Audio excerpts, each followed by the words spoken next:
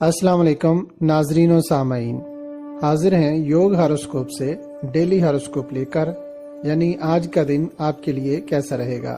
تو آئیے دیکھتے ہیں۔ برج حمل، مارکیٹ میں اتار چڑھاؤ رہے گا، سارا دن ٹینشن سی محسوس کریں گے۔ کچھ وقت ان لوگوں کے ساتھ گزرے گا جن سے کوئی سیاسی یا کاروباری جھگڑا تھا۔ شراکت داری کے کاروبار میں آج حساب کتاب نہ کریں۔ کچھ وقت بیمار دوستوں، عزیزوں یا رشتہ داروں کی تیمارداری اور عیادت کے لیے نکالیں۔ صبح نماز فجر کے بعد 21 مرتبہ سورۃ الکوثر پڑھ کر اپنے کام کا آغاز کریں، اللہ پاک مدد فرمائیں گے انشاءاللہ۔ برج ثور، دوران کام یا کاروبار نہایت تحمل مزاجی اور بردباری سے کام کرنا پڑے گا، محتاط رہیں۔ مالی لین دین میں دھوکہ ہو سکتا ہے، لاٹری وغیرہ یا کسی انعامی اسکیم میں حصہ نہ لیں۔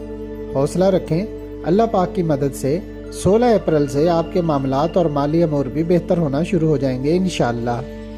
برج جوزا، روزمرہ کے کام و کاروبار پر توجہ رکھیں اور لین دین بھی احتیاط سے کریں، کیونکہ دن کی پوزیشن کمزور ہے۔ کسی بھی کام میں بر وقت فیصلہ کریں۔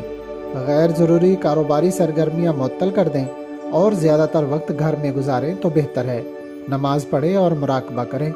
برج سرطان، اعلیٰ تعلیم، انفارمیشن ٹیکنالوجی اور روحانی علوم میں ترقی ملے گی۔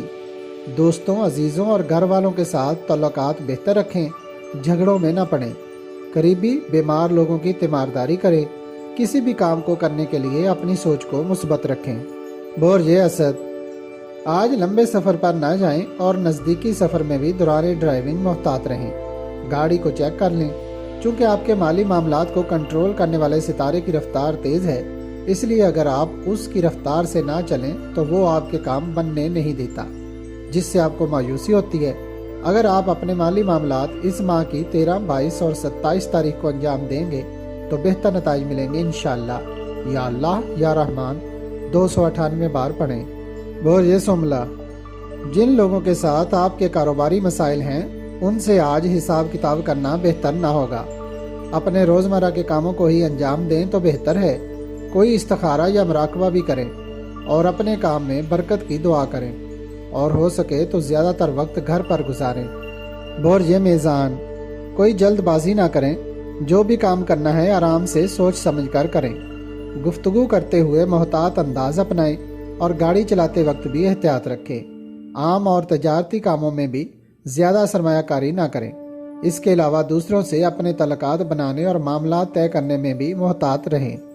برج عقرب، آپ کے کچھ فیصلے بر وقت نہ ہوں گے، جس سے قانونی معاملات میں پھنس سکتے ہیں۔ اپنے آپ کو بہتر کاموں کی طرف لے جائیں، یہی آپ کے لیے بہتر ہوگا۔ آج دن کا زیادہ تر حصہ آرام میں گزاریں۔ برج قوس، آپ کے لیے آج کا دن نارمل رہے گا۔